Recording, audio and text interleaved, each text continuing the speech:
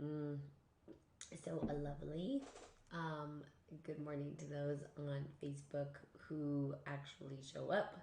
Um, can't see you, so oops, there goes my phone. Hey, Poetic, how are you? But wanted to talk today about. So last night I had a really emotional thing happen where I'm taking this class called Shamanic Traditions. We're talking about, what is a shaman? What does it mean to be a shaman? How do you walk through the world as a shaman? And I wanted to know the distinction between a shaman, medicine man, and all these things. So I asked my professor, I said, I don't really get it. What is the distinction? I'm getting, because it sounds the same to me. And really, it is the language, the words that we use, that shamans themselves are to a particular area and culture. And we've sort of just mainstreamed the name shaman.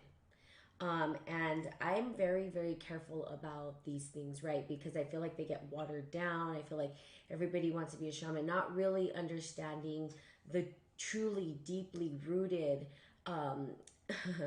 sort of initiations that you have to go through as as a healer, as a shaman, as somebody who is wanting to heal the community, and what that even means. And so had a really powerful talk, and literally got emotional in my class, and I was like crying, and I was like, oh my god, this is crazy. So kind of wanted to talk about that today. And I'm just gonna be on Facebook Live for maybe 15 minutes, and then I'm gonna see if I can have callers call in, because I really enjoyed yesterday doing a little bit of a live coaching session. So for those that are wanting coaching or want to call in after, please hang in there. We'll get to that. So we're sort of talking about the rise of the phoenix, and thinking about that, and what the initiation is. Initiation itself, right, is in shamanism back in the day, it was getting through a great illness and being able to function in the world. So in the Western mind, right, when people, the Eurocentric people, went out there into Siberia, Asia, and all that stuff, in Siberian culture, and they saw these people like going through convulsions and stuff, they thought they were sick. And so if we clinically looked at it, people would say they're schizophrenic, or they would name them, label them as all these things. And I asked, well, the difference. Well, the difference is that a shaman can exist in the world, but also go through these states of being and connect to the spirits, right, and be able to come back and live in the community. And so we were sort of talking about the distinction between the two. And we're asked to go back to our lineage, our history, and all that. And kind of looking at my history, and I'm thinking, wow, I don't know. I don't know where, really, I don't know anything about my ancestry. And we're supposed to be exploring this, and I'm going like, I don't know. I just know that I've always been a clan on my own. And I started to think about, native traditions and cultures, and how they have a clan. And I think that that's part of it, is that we're all looking for a clan, especially those who weren't brought into a culture where you have initiation, where you're able to be initiated into, right? That we don't sort of have that. And so some of us are just kind of loosey goosey, just out there trying to find our people. Like, what does that look like? How does it ground? And for me, I was so confused, growing up, and wondering, well, what is this initiation thing? When do I get my initiation into this something, right? And down the spiral, I went into the esoterics, spiritual alchemy, spirituality, because I've always had a connection to the divine, to God, right, since I was a child. And that for me was the most important thing, was that connection that I had to God, and not really letting anything guide me but God. Now, that's great, but what about our elders, right? And that's really what triggered me. It's like, where are my elders? I sort of had guidance, right? And if you think about your own life, where was your guidance? Who were your elders? What allowed you to ground yourself into this space and place? Was there an initiation? Did someone, especially for women, did anybody tell you about menstruation, Or, if you guys have children, did anybody tell you about sex and having children and how to take care of yourself and all that? And I'm thinking, God, no, no one taught me.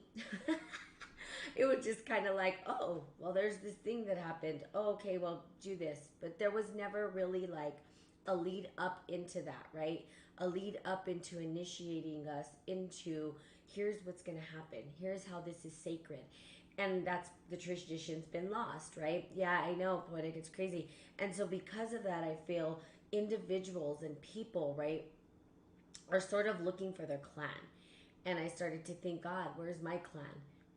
Like, if we think, like, I was raised in New Mexico, so there's Native Americans everywhere, and I'm sure I have some Native blood in me, but I haven't done it, gone back. But I wasn't raised that way. I wasn't raised with those kind of traditions, and I always loved how my friends were like, well, I'm from clan this, that, the other, and like they were raised by these traditional practices, and they have elders, and they could go to the elders for advice. And I was like, man, that system sounds amazing. Not necessarily my system. I, I had a grandmother, and I would say she was, because all my grandparents died before I was born. So, or except my grandpa, but he had a head injury. Oh, I'm sorry, this one keeps falling. I'm gonna have to do something better with it. I apologize. Those on Instagram. But my grandfather, like, all my grandparents are gone. So did I have my elders to sort of guide me? And not necessarily. I had one grandmother, and she was Catholic, and so her guidance was pray the rosary, which was beautiful. I loved praying the rosary with her. I loved going to mass with her and stuff like that, because I had that connection to the divine through her. But there was this whole other piece that's missing. And when I got into tarot, right, when I got into spiritual alchemy and the tarot and the process of tarot, I didn't even realize that my grandmother on my dad's side read tarot until after he saw me with my cards, right? And so it was like this sense of like disconnect between generations of, where's my clan? How come I couldn't have her to guide me through the practice of this, right? But I could still talk to her, but still, it's that clan, it's that connection, it's the upbringing, it's the ability for us to feel connected to something. And I think that, especially in the Western world, we're sort of looking for that. I mean, the capitalist society of America has really kind of ripped families apart. It's ripped our rituals, our practices apart. That now we're like trying to say, well, where's the initiation? Where's that my people? Where's my tribe?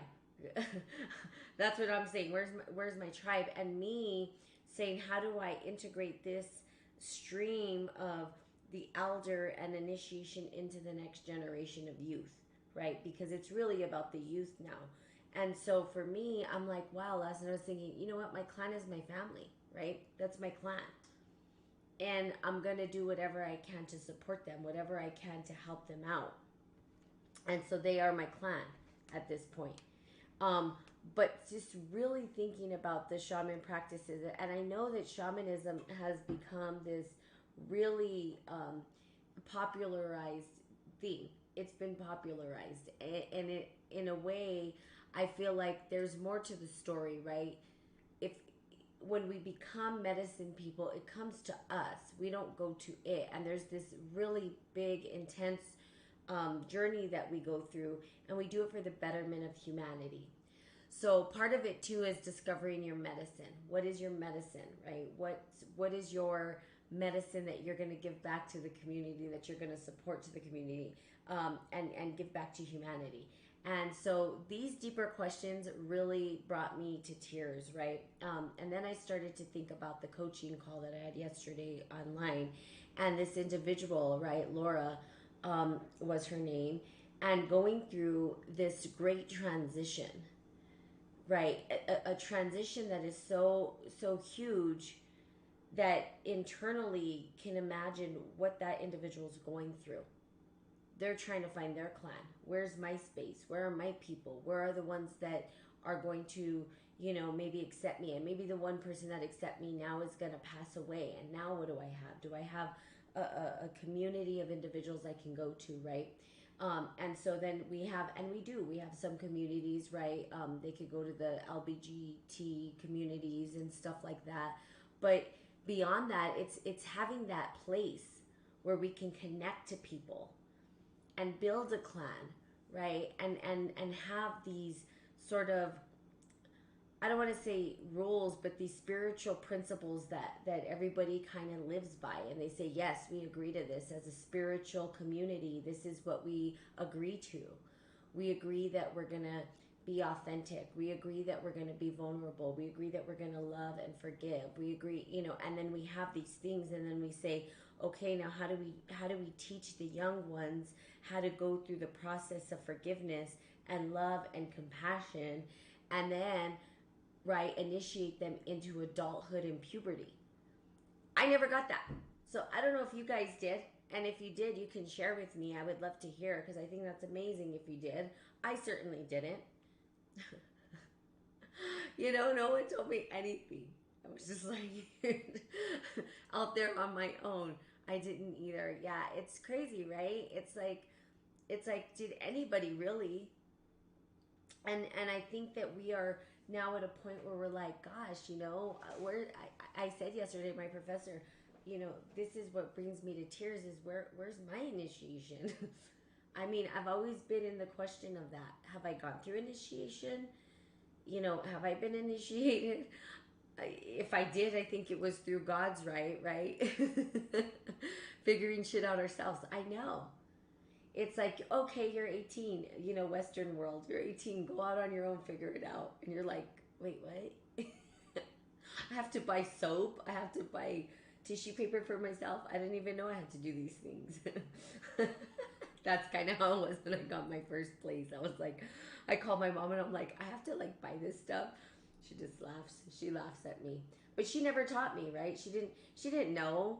Maybe she was never taught. I don't know what they said about sex back then. That's a huge part of our life, right? It's a part that we hush hush, don't say anything, and ooh, it's a bad thing. And instead of saying, okay, how do we have healthy relationships and healthy sexual relationships as adults, right? As we mature and we go through puberty, like you're gonna have this menstruation thing, and we're gonna help you understand what that is. And boys, your testosterone's you're gonna wake up and you might have a thing happening in the morning or something. I don't think that it's talked about in our society. It's like, oh, don't say anything, and then just figure it out yourself. And then we're going like, wait, something must be wrong with me. How come this is happening to me? I wonder if it's happening. And then you're too embarrassed to ask, and there's no initiation, and we're just all trying to figure it out. And then they wonder why people are lost. It's like, well, hello, where's the clan? Where's the people helping us through the process? And I talk about this too because good morning, PPG, good morning, Charlie. I talk about this too because, of course, I have a niece, and I'm trying to teach her about initiation, and thinking maybe there's more that I can do and more that I can say to her, and be authentic with her and let her feel comfortable with coming to me when it's about these things, right? If it's sexually related, if it's related to menstruation or just being a woman in general, like what does that mean, and then for men, how do they initiate? What is their initiation, and how do they bring themselves into manhood, right? Into being a man, and us into being women, and what does that mean? How does that feel? What is the experience? How do we allow ourselves to go through the process of it? And so I really cried last night. And my professor said something very, very, it touched my heart. And I think hopefully you guys will take it with you, and maybe you guys can, try this out for yourself. But to give an offering, like what did our ancestors offer? And I love that. And I think I was like, wow, what did my ancestors offer? What did my elders offer as an offering, maybe to God, or, to the people that have passed before us, right? We have like Dia de los Muertos. That's like a culturally, for like the Mexican culture, right? That's how they do that ceremony for their people who have passed, or we know that the native cultures sometimes will leave food, or they'll leave this, or they'll sage, or whatever it is. And I thought, God, well, I wonder what my offering for my ancestors was. And maybe if I never know, maybe I can create an offering, right? Just to honor that we're part of that. We're part of that whole storyline that made us who we are. And that the past doesn't have to define who we are in the future, but it can sort of guide us, right? Because I always think, well, who do I go to if I have an issue? Like, who do I talk to? I've had to reach outside of my family, and they become my tribe. You know, I know who do I go to when I'm stuck. And that's really what I'm saying to you guys. Create a space where you can sort of create your own clan, the people that you can go to. If you're stuck, who do I go to? Like, do I have somebody that I can just talk to, or someone who can help me through this process, or whatever it is, and that becomes your clan. And we may not be in the same geographical locations anymore. I mean, life has made it really different where it's kind of spread out, or we may have busy schedules where we're not able to like live in the same community and all that, but still having that clan, having that support system, and then talking to your elders and your ancestors and saying, you know, guide me, support me, right? And how does that play out into our life as a whole? So just, I thought it was beautiful. And what offerings can we give? And so last night I saged, I smudged my room, and you know, I said grandma, and I said, you know, I love you and thank you and stuff, and you know, really cried because um, my grandmother on my dad's side is someone who I really wish that I would have known, because I think that I might have more of her in me, genetically than I even know, because I literally, I can relate. Thank you for bringing us forth. You're welcome, for sure.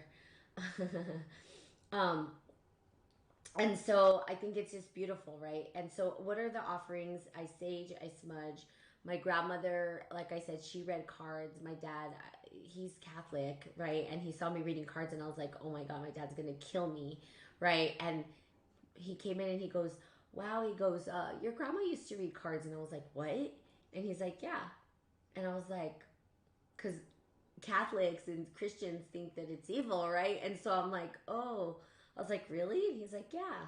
She used to read cards and people would come. She said, like, you know, even some of the politicians around the state would come to her. And I'm like, are you serious? Like, there's this whole thing I don't know about my grandmother. And I'm like, wow, I was drawn to tarot since I was a child. And I was kind of afraid to do it because I was scared they were going to call me evil and say these things about me. But there was this thing I was drawn to, and I wanted to understand it. I always had a deck of cards before I understood that the tarot, right, is the 52 playing deck card is based on tarot, and people don't know this, right? They're like, oh, tarot's evil, but I'll go to the casino. And I'm like, that's based on alchemy. The whole casino is based on alchemy. I don't know if people realize this, right? Um, the cards are the minor arcana, and they've taken out the major arcana, which is bad because now you're not playing with the full deck. And that's where that saying comes from. You're not playing with the full deck of cards because you're missing the entire spiritual alchemic process of the spiritual transcendence, right? And so, but I always had like a fixation on cards, so I would play with cards all the time. I always had a deck of cards, and I didn't know why, but I always had this connection to cards. And then as I got older, I started to dive into tarot, and now my grandmother was a reader. And so now I'm going, wow, what an interesting. So, how is that interconnected when we think about our elders? What are the parts of you that you don't even know? And how do you discover and dig deep into that? And I think that that's beautiful. And create your clan of individuals, right? Recreate it. Doesn't We don't have to go back and say, well, I lost this. We can recreate it for ourselves. And that's sort of what I'm doing. How do I recreate this for my family now, here and now? And maybe introduce, right, these ceremonies or these rituals that we can do to sort of mature. It's just so that we can mature into the stages of life, right? And that we do it like in ease and grace, like gracefully, so we can gracefully mature into, right? Instead of just trying to figure shit out, like you said, figure shit out on our own. Because boy, I have made so many mistakes like that. It's like, whoa, girl. I mean, it's made for a rich life, but come on. I was like, somebody give me something. Um, So there you have it. Like I said, I want to keep these a little bit shorter on the. So I'm going to do some coaching calls for those who are going to stay on Podbean. Hopefully, we'll have some callers. See if we can get some interesting dialogue going. It could be about this or anything in your life. It doesn't matter. Just want to show you sort of what happens with coaching, and intuition. Yeah, sorry, like the I have to scroll down. Sorry, but yes, intuition. So there you have it. Have a great Tuesday. Those are you on Instagram and Facebook. I'm going to stay on Podbean. If you guys ever want to join Podbean, it's Spirit and Coffee at podbean.com. Spiritandcoffee.podbean.com. There you go. And then you can just get on, and if you want a coaching, then there you go. We'll see how many callers. Maybe I'll take one or two today, depending on the time. Okay, so bye to those on Facebook and bye to Instagram. Go out and find your tribe and create your clan if you don't have one, okay? And remember, offerings to the elders and what can the elders provide you? Okay, love you, and I will see you guys soon. Okay, so staying on Podbean.